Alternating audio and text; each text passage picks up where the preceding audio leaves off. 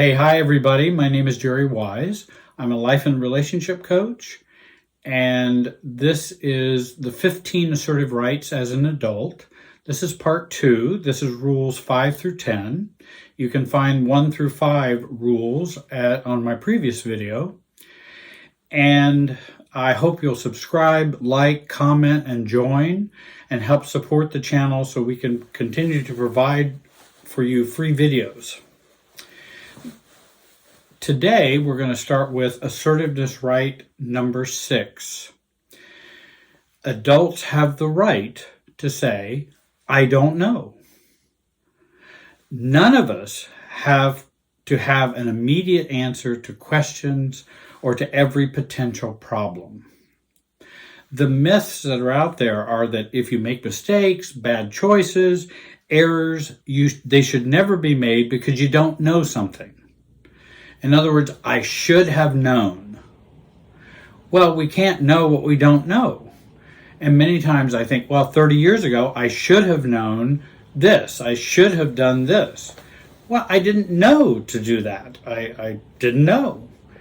And I have a right to not know, because all of us don't know many things. Another myth that's out there is you should have had all the answers to any questions and about the possible consequences of your actions, and that you must be controlled. So you need to have and know all of these things.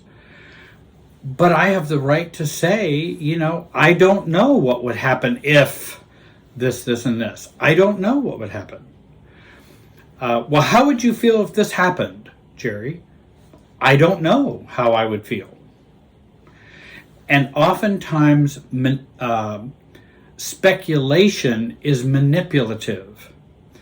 In other words, what if this happened? Shouldn't you know what shouldn't you know this, and shouldn't you know what the consequences would be? I may not know. So many times manipulation is often speculative. And people want to control us based on what they think would happen. And don't I know what's going to happen? I may not know.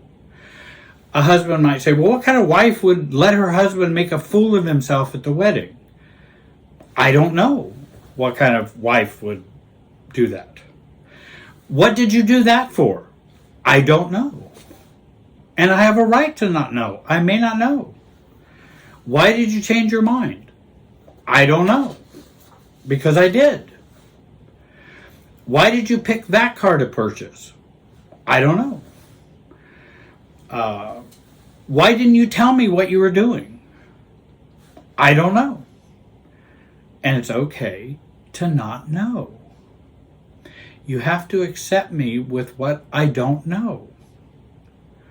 As a workshop leader, teacher, pastor, therapist, coach, things I've done throughout my life, I felt I should know all the answers.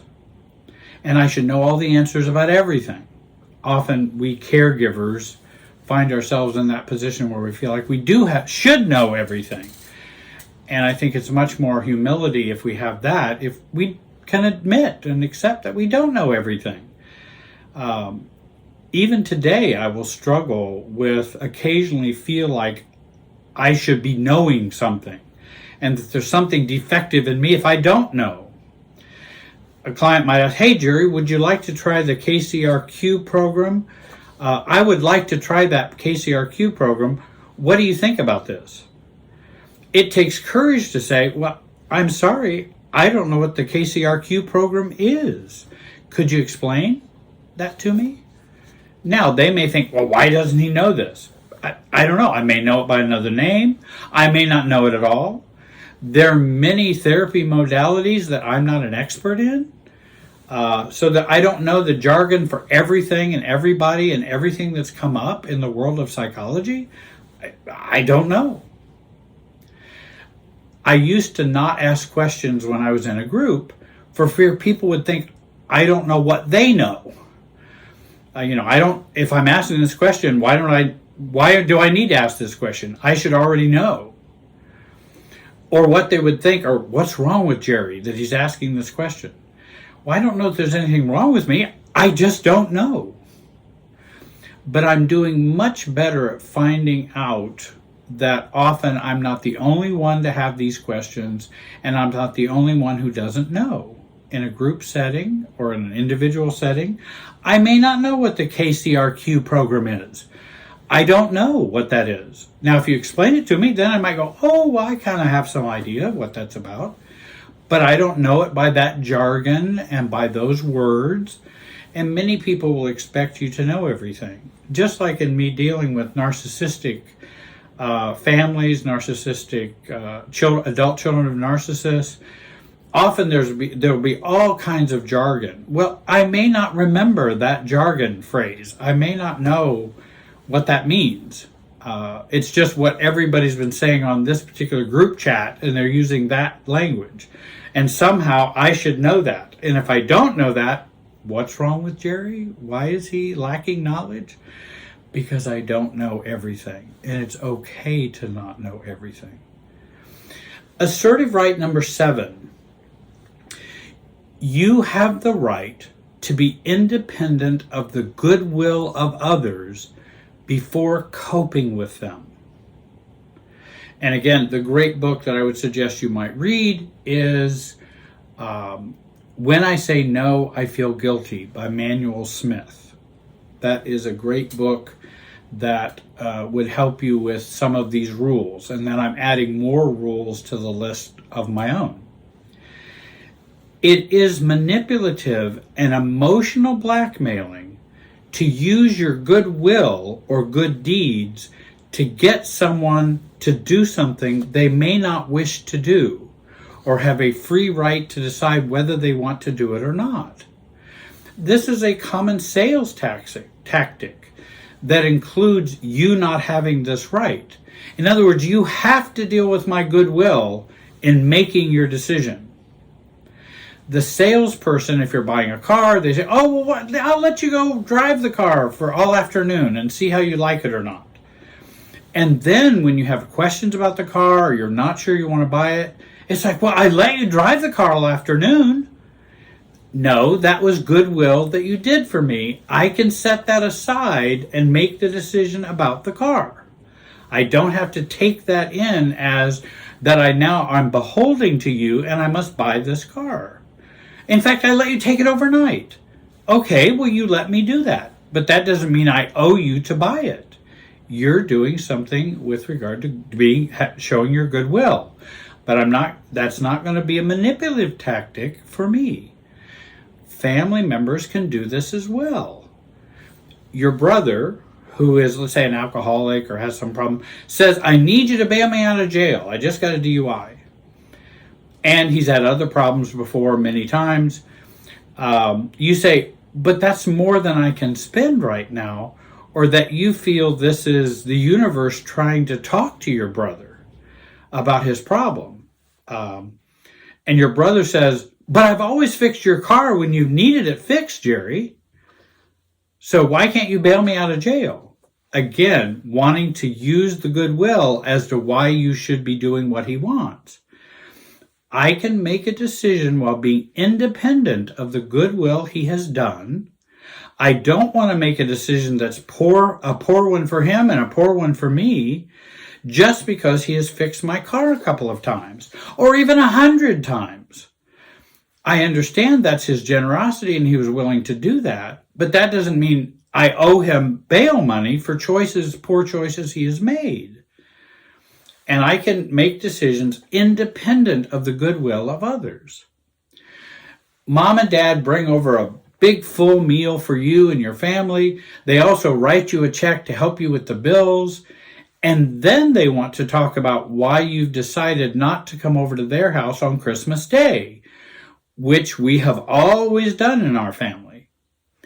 You have the right to be independent of their goodwill and the goodwill of your parents before coping or making your own decisions about what they want. Mom and Dad, we have decided we want Christmas Day for our family. We'll come over any other day to visit with you. And by the way, thank you so much for the meal and for your financial support.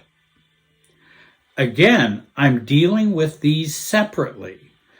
the Christmas Day event and the meal and the financial help.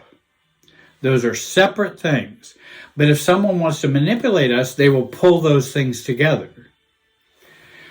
We often have this childish belief that we cannot function properly if we do things that cause other people to remove their goodwill towards us, even a little bit. We have the right to not live in terror of hurting other people's feelings. And as Dr. Smith says in his book, sometimes we will offend. That's big boy life. I'm sorry, sometimes we will offend. That brother may be offended that you didn't bail him out of jail because he fixed your car so many times. Well, welcome to the world of feeling offended. I mean, have you never felt offended? I mean, we all will and do. And also we have a right to make our decisions independent of the goodwill of other people. Assertiveness right number 8. You have the right to be illogical in decision making. We can choose to be illogical in our decision making. Logic is good when not used in a manipulative or resistant way. Logic is very good. We live based on logic and rationality. That's a very important thing.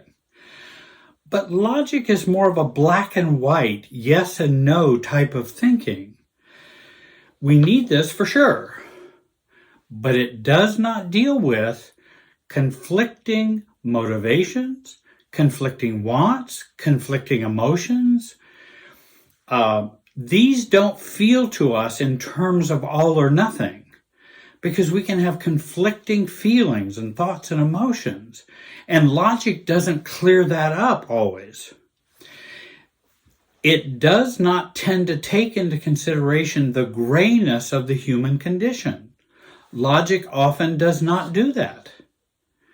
And there's that myth, you must always follow logic because it will always make better judgments than any of us can make. Well, I haven't found that always to be true. I remember a priest or a pastor that I had in my church. He was single. And all of the logic, tradition, rules, and conventional wisdom in the church said he should not marry, because in the tradition I was in, if you were a pastor or a priest, and whatever state you were in that you entered the ministry, that's the state you should stay in. If you're married, that's okay. If you're not married, you need to stay unmarried after you become a pastor. Well, he had fallen in love with a parishioner in the church. And again, they'd say, well, pastors shouldn't be dating the flock. Well, and that's a generally good rule. But are there exceptions to that? And actually, I was the bishop at the time and could make that decision. And I felt an illogical decision was the best. And a decision that might go against the rules given the situation. They ended up becoming married. She and he were a wonderful couple. She was divorced. He had never been married. And she was a wonderful woman, a wonderful parishioner, and had come from a very negative background, and she had children.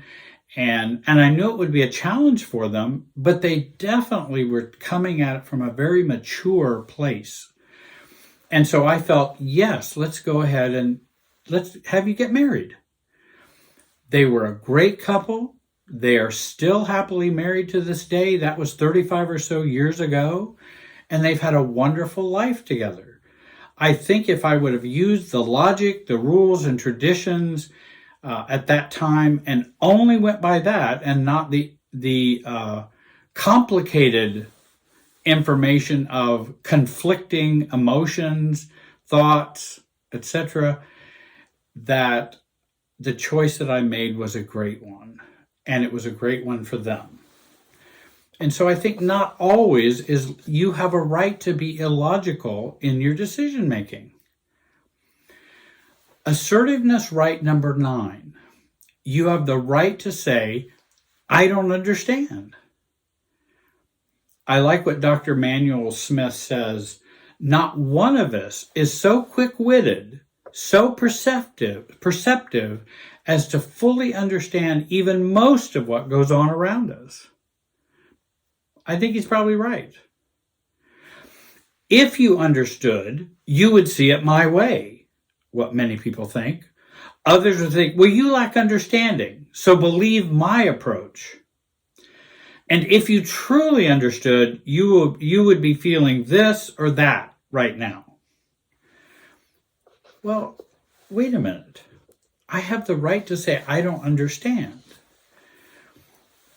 I remember when I first went to a doctor, I'd been seeing him probably for 10 years, and we had become friends, and I was going to the doctor's office, and I went in. It was quite a while ago, and the office said, well, we need to get a photo of you.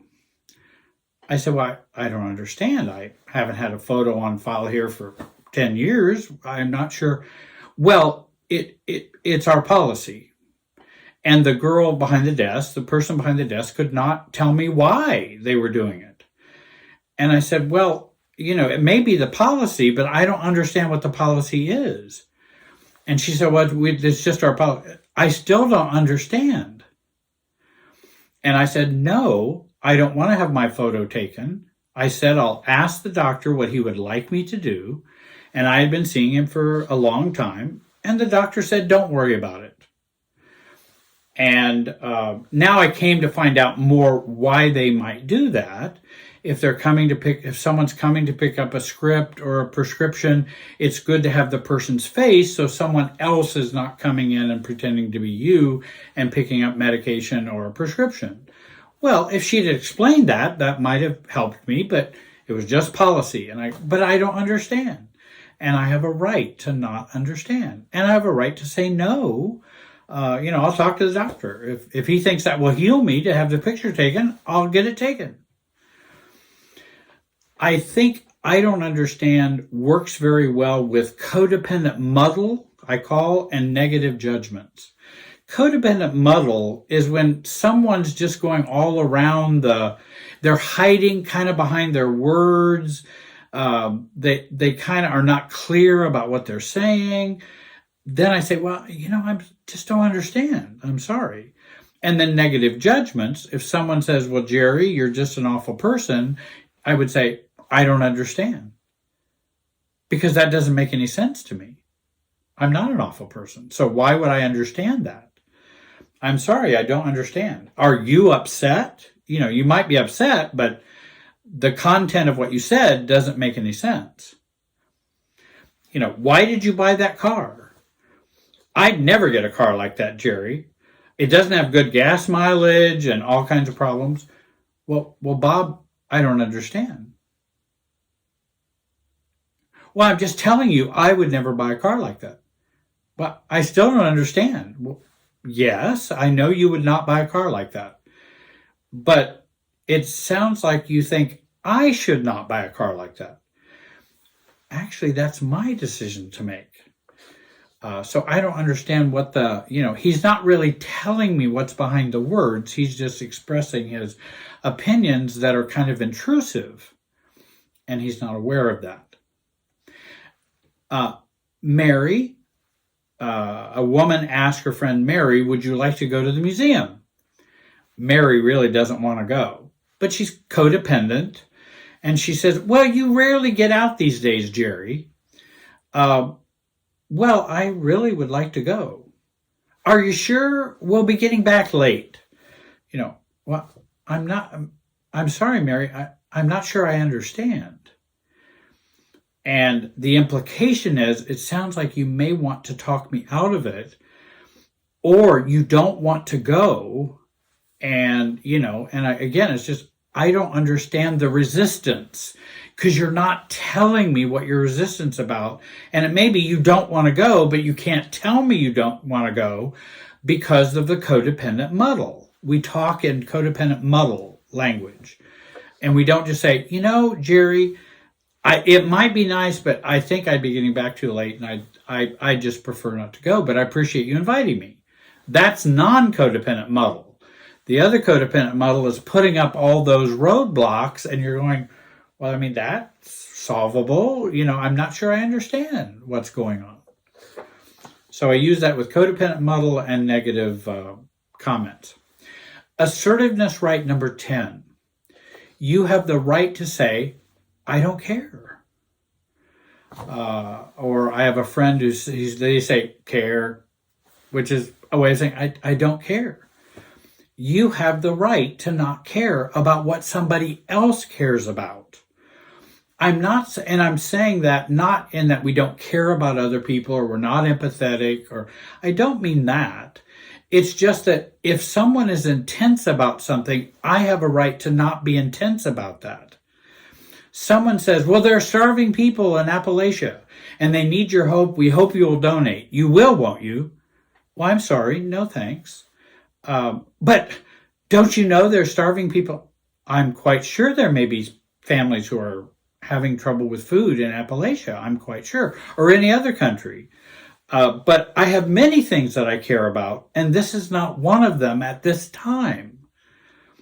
I have a right to not care about what others are caring about.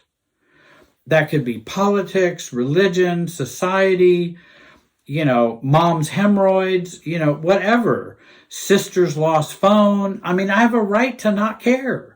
It's not something that matters to me, and I'm not being mean. It's just I don't have to have the same caring or worrying attention that you have right now about this specific thing. And again, with politics these days, there's a lot of hot issues, and people will come to me and want to say, well, you should be caring about this. Well, I'm sorry, I just don't. Whatever that means, or for whatever reasons, I'll take the consequences, or whatever I don't care about. I just don't care about that. Obviously, you do, and you're free to care about it, but there's no necessity for you to try to make me care about it. There is no need for that.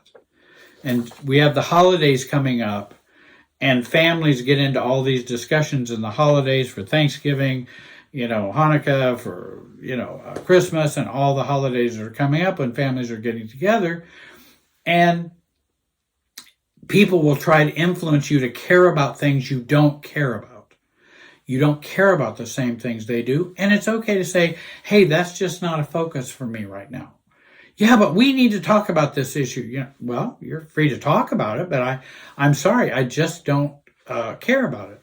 And in fact, I may not even care about it for today. Today, I have another focus, being with the family and trying to enjoy myself.